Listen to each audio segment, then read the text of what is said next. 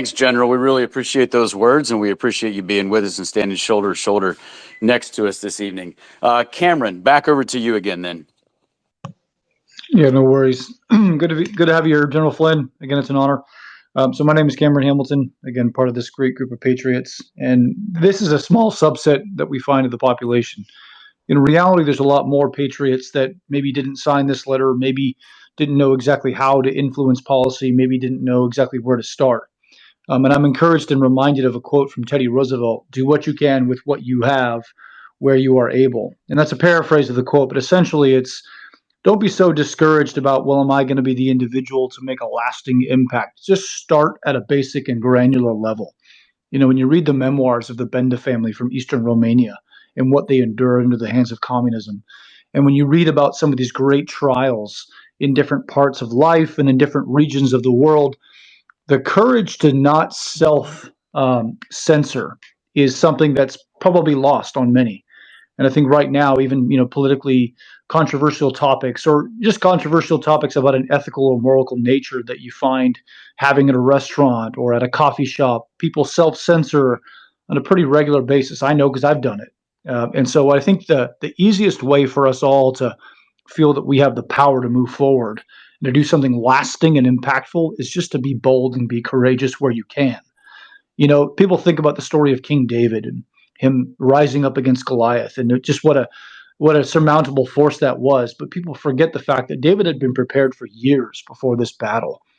Again, we don't have to go through all the context of the scripture, but what we find very clearly is David had killed a lion before he ever faced Goliath. So David had time and preparation, and we find that bravery is best exhibited through, again, brave actions and disciplined actions, which might not seemingly be significant, but then inculcate your behavior and your character and your nature over time.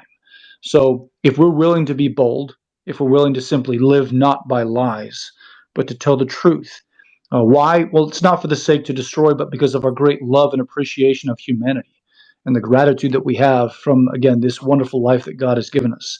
And I don't mean to cause any offense to those who have faith or maybe have a different faith than I, but I do think it's abundantly clear that there is so much to be grateful for in this world. So when people look at us, when they look at how do I impact change, how do I improve the lot of my fellow man, that's the perspective that we should have on ultimately how can I let the goodness of God resonate and connect with others and radiate from my life and from what we're trying to do. So I want to remind people that, again, this is a policy issue about a particular action which is reprehensible by the military, but it goes so much more than that.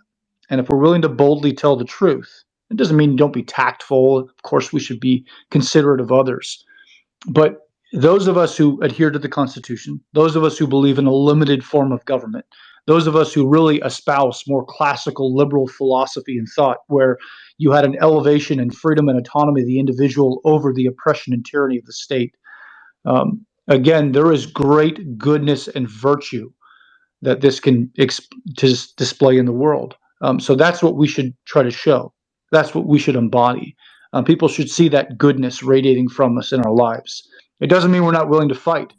And radiating goodness, and again, wanting to be one who ultimately brings about the betterment of mankind is not necessarily making you timid or weak or afraid of a fight. Quite the contrary. It means all the more you know what you're fighting for. So just a reminder for everyone, if you don't know where to start, if you don't know how to start, if you don't know what to do, just live not by lies. Tell the truth. Be honest and sincere in your actions. And that has an impact that's quite categorical and very profound in this world. So thanks for your time, gentlemen and ladies. I yield back.